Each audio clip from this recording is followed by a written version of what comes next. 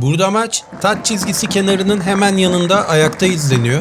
Everyone from Worthing comes down and watches the games. It's very people's family club. Burası İngiltere'nin 5. ligi, yani National League.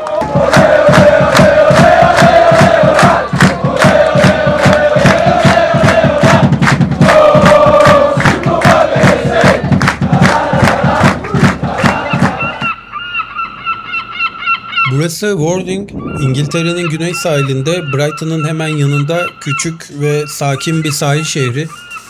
Yaklaşık 110 bin kişinin yaşadığı Worthing aslında tipik bir İngiliz sahil kasabası. Deniz, balıkçılar, sahil boyunca yürüyen insanlar.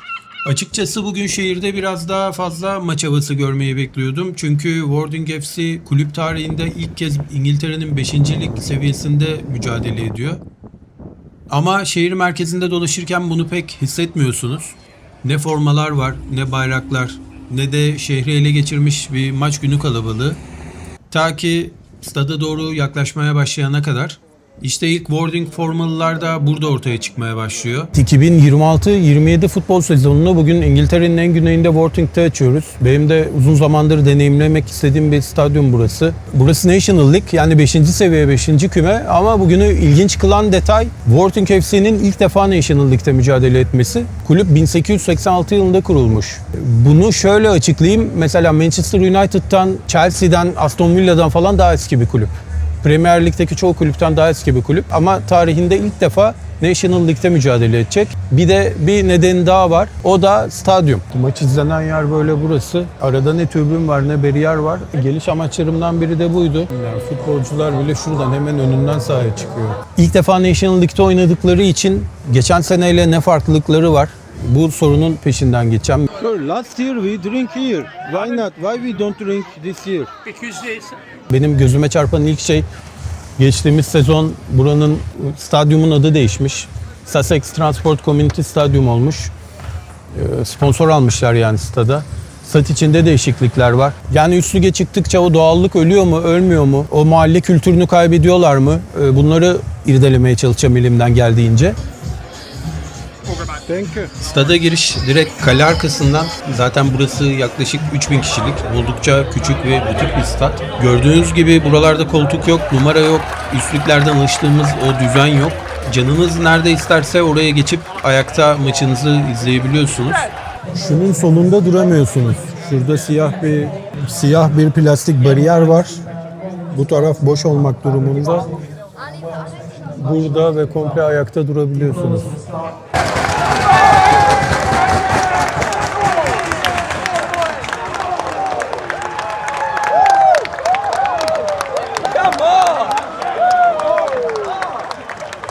Ben de bugün tek bir yerde durmayacağım. Maç boyunca stadın farklı bölümlerini dolaşıp atmosferi her taraftan deneyimleyeceğim.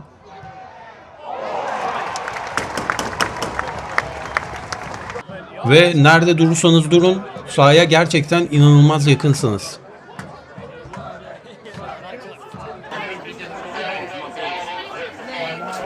Can I one stay here? Chelsea, how much? It's £6. Thank you.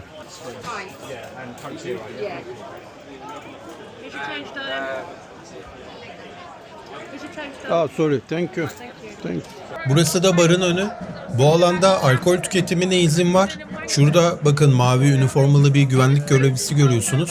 Onun görevi de insanların ellerinde alkollü içecekle sağ kenarına ya da tribünlere geçmesini engellemek. Yani burada biranızı içerken maçın yarısını kötü bir açıdan da olsa izleyebiliyorsunuz.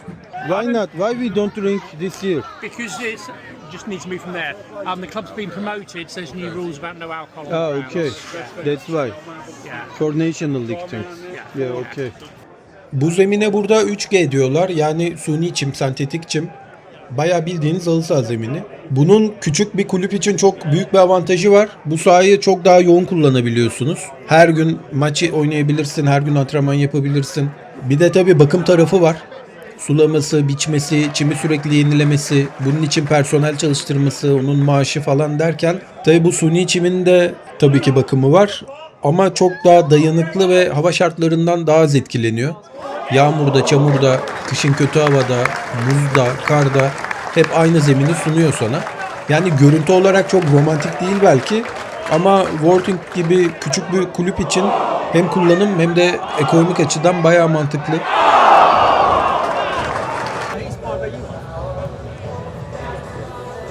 Yani futbolcular bile şuradan hemen önünden sahaya çıkıyor. It's a very like local sort of. Everyone from Worthing comes down and watches the games. It's much of a people's family club. Forest Green beat us in the FA Cup last year.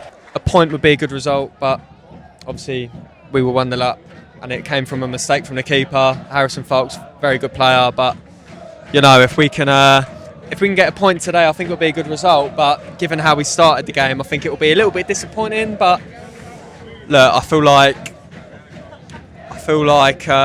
we've got a lot of talented players this season. I think there's a good change. I think from the team we had last year that got promoted, only 4 of them today started. So we've got a lot of new boys in. But I don't know, I mean, that win against Carlisle, 3-2, first game of the season, great result. I feel like today a point against Forest Green wouldn't be a bad result.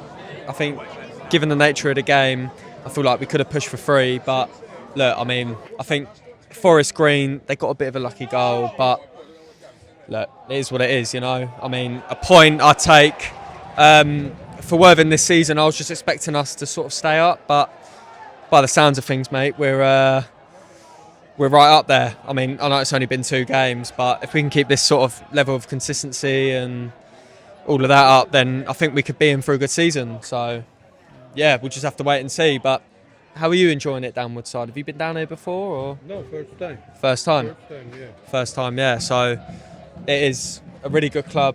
Yeah, so last season I came down quite a lot and watched all the games, and yeah, you could have a beer next to the pitch and watch it, but now you can't. But you know, it isn't all about going out for the beers. Don't get me wrong, it's nice, the amount of money that the club makes, because a lot of the people that used to come down here, it was sort of similar numbers to this, but everyone would be drinking beers throughout the game, so I think that could have a bit of a financial effect on the club. But look, I think Worthing are a great team. We've started the season well. If we can get a point out of today, then I think that it'll be a good day for the boys. So we'll just have to wait and see. But yeah, I've got hopefully they can be in sort of mid-table position, if not pushing for the playoffs. But look, it's their first season in this league, so if they end up being sort of down there and surviving, I'll be happy.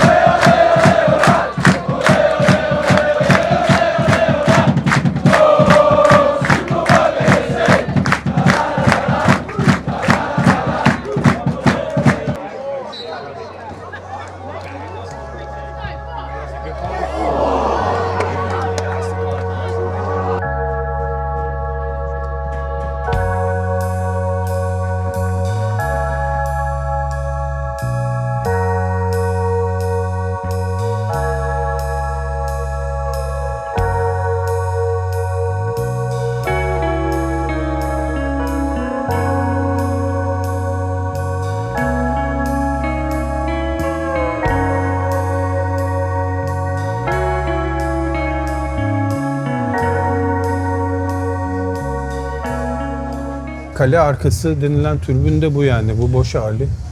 Cezbeden olay da bu alt liglerde. O yüzden benim hoşuma gidiyor çünkü her şey tam önünde oluyor. Burası kale arkası türbünü. İster orada dur, ister burada dur. Bir de buranın bir diğer güzel yanı, daha rahatsın, daha az kural var. Futbol profesyonelleştikçe kurallar da artıyor.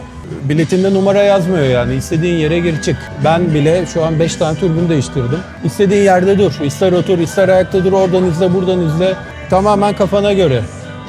Bu kafana göre oluşu benim hoşuma gidiyor. Daha çok hoşuma giden bir detay. Sadece Premier Lig'de değil yani. Dünyanın çoğu liginde, birçok liginde Profesyonel liglerde böyle kafana göre davranamıyorsun.